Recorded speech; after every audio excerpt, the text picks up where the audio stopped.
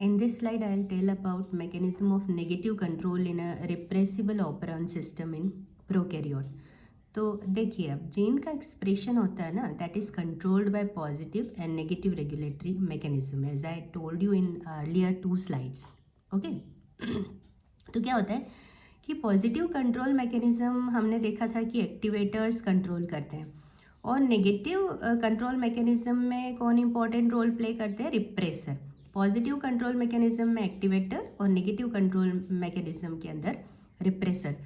तो क्या होता है कि जैसे कि इंड्यूसिबल सिस्टम में हमने देखा कि रिप्रेसर मॉलिक्यूल थे और उसमें रिप्रेसर मॉलिक्यूल के साथ इंड्यूसर मॉलिक्यूल ऐड होते हैं और नेगेटिव कंट्रोल इस तरह से काम करता है. और फिर पॉजिटिव कंट्रोल सिस्टम था ना टर्निंग ऑन ट्रांसक्रिप्शन के टर्निंग ऑन के लिए. तो उसमें भी इंड्यूसर्स के एडिशन होता है इनएक्टिव एक्टिवेटर में और देन पॉजिटिव कंट्रोल मैकेनिज्म को कैरी आउट करते हैं ट्रांसक्रिप्शन के इनिशिएशन के लिए. तो इंड्यूसिबल सिस्टम जो था वो था दोनों negative and positive control system किस लिए थे? क्योंकि हमको ट्रांसक्रिप्शन मैकेनिज्म को ऑन करना था, स्विचिंग ऑन करना था उसका. लेकिन अब इसमें देखो नेगेटिव कंट्रोल इन रिप्रेसिबल सिस्टम में क्या होता है कि रिप्रेसिबल सिस्टम का मतलब है टर्निंग ऑफ यानी कि ब्लॉकिंग ऑफ ट्रांसक्रिप्शन. ठीक है ना. तो इसमें क्या होता है कि रेगुलेटर जीन फिर से देखते हैं. रेगुलेटर जीन है, प्रमोटर सीक्वेंसेस हैं और वही फिर से रेगुलेटरी प्रोटीन बाइंडिंग साइट है और स्ट्रक्चरल जीन से जो ट्रांसक्राइब कर रहे हैं.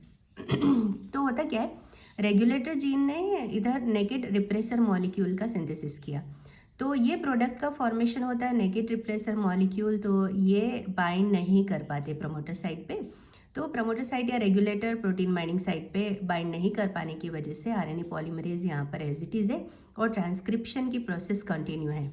पर क्या हुआ कि जब एडिशन ऑफ को रिप्रेसर मॉलिक्यूल, जब क्रो रिप्रेसर मॉलिक्यूल ऐड हुए ना रेगुलेटरी जीन प्रोडक्ट के साथ, तो रिप्रेसर मॉलिक्यूल के साथ, तो रिप्रेसर को रिप्रेसर कॉम्प्लेक्स का फॉर्मेशन हो जाता है.